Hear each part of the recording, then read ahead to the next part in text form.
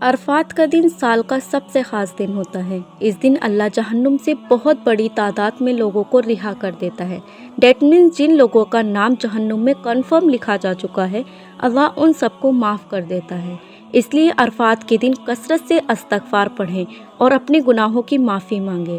عرفات کے دن کی گئی نیکیاں اللہ کو پورے سال کی گئی نیکیوں سے زیادہ پسند ہے، اس لیے اس دن کثرت سے عبادت کریں، اللہ کا ذکر کریں اور صدقہ ضرور دیں۔ عرفات کے دن روزہ بھی رکھنا چاہیے۔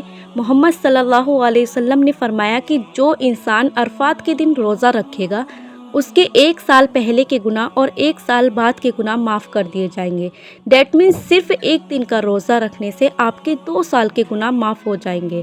عرفات کے دن آپ کی دعاؤں کے قبول ہونے کی پاسبلٹی بہت ہائی ہوتی ہے، کیونکہ اس دن اللہ اپنے بندوں سے خوش ہوتا ہے اور ان کی دعاؤں کو قبول کرتا ہے۔